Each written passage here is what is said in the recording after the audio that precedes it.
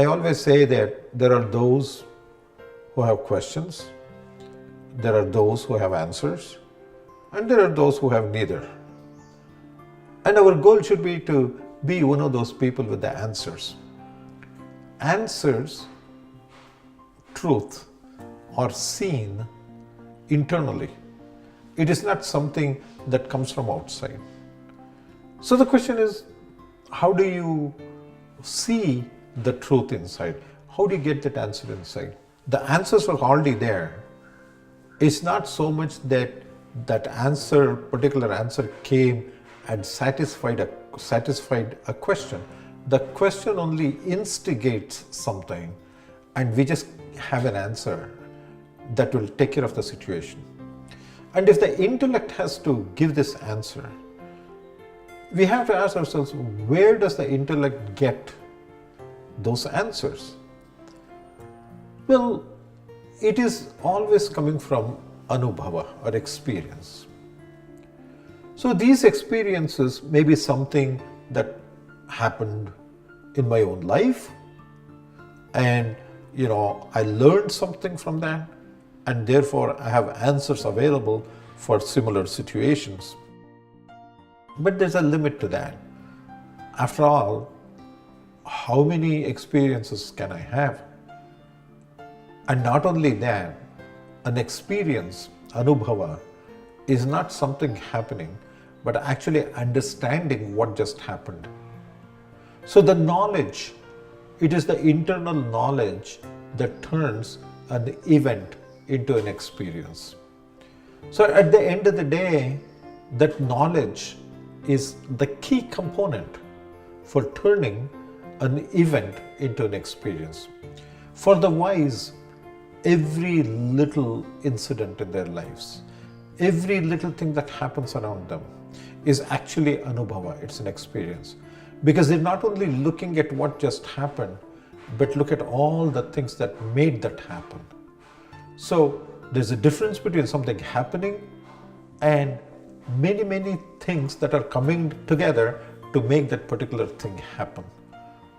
So many people, events, ideas, all of these things have to come together for even a small thing to happen.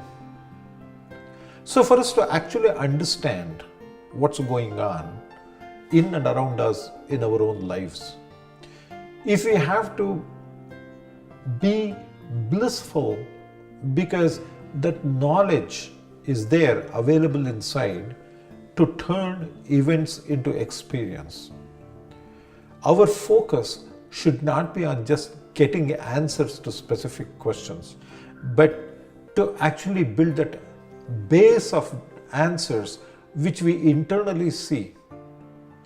And the question is, how do you do that? How does one do that? There is a way to do that. And in our Vedic Sampradaya, in the Vedic tradition, if you want to call it that, they told us that tapas is the key. Tapas, that word, is not meditation.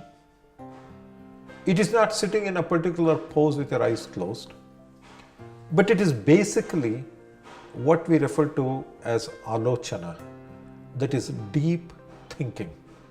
Our problem is that we tend to exist only at the surface.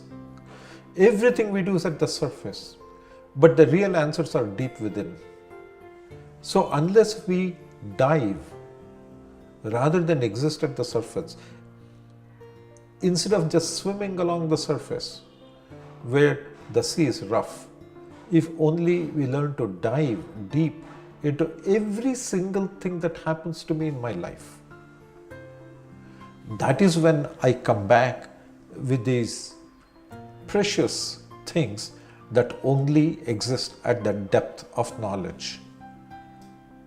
Which means that I have to get into this habit of thinking very deeply about even things that seem to be irrelevant, even those things that seem not important in life. But if only I think very deeply about that, then I begin to see that there are so many things, so many wonderful, wonderful pieces of knowledge that all rise to the surface. in my intellect, and these answers are there all the time. And these are the people I refer to as those with answers. These people with answers actually don't have many questions because they already have the answers. So our focus should be not in questioning things, but actually thinking deeply about everything and acquiring answers. Not answer to a question, just answer for the sake of answer.